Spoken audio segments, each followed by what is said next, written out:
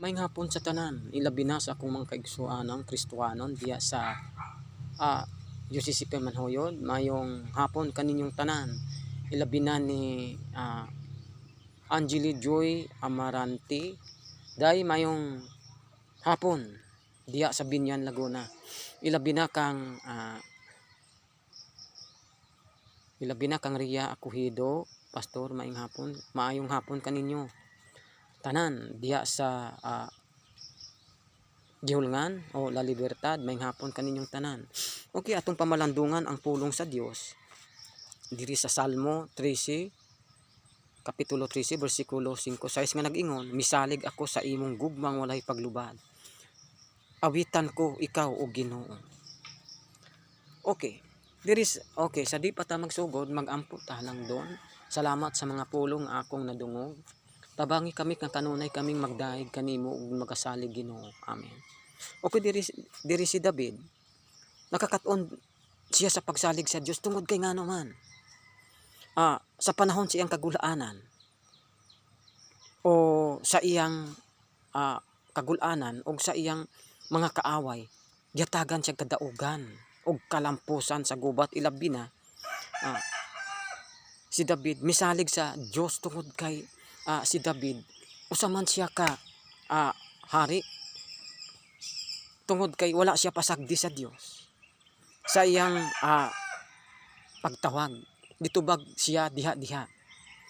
Usahay dili dayon tubagon sa Dios ang atong mga pangamuyo diya sa pagampo. Sa dili madugay bation ta ang gibati sa salmista og miingon, hangtod kanos amo ba kalimtig Ginoo ako? Hangtod ba sa kahanturan? Sa Salmo 13:1. Usahay bitaw ay masinati kan nato kanang pagbatia. Usahay dihang midangop kita sa Dios, misugid sa atong mga sala og mangayog pasaylo og bag-ong kamaya. Apan daw wala patalinghugi sa Dios ang atong pagtuaw. Sulod sa dugayng panahon, nagpadayon kita sa pag-ampog, naghulat sa kamaya nga gipangayo nato. Atong mabasa giyangyo ni Marta ug ni Maria Siso sa pag-adto sa ilang lungsod. Kay grabe ang ilang igsuon nga si Lazaro. Sa 1:44,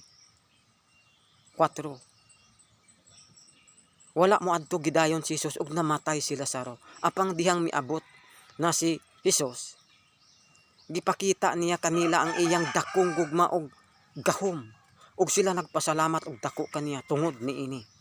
Ngano ka nga sagad langanon man sa Dios ang iyang tubag sa mga pangamuyo ta? Nagtuo ka ba nga kini mao ang tubag kun dili itoy had sa Dios ang iyang kamot? Buot niya nga mulaom kita siyang kaluoy sa laktod nga pagkasulti.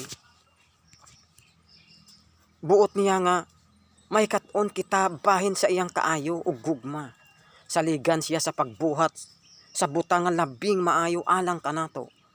Kun wala pa niya tubaga ang mahinungdanong butang nga gipangayo ta, kinanglang magmapailubon kita.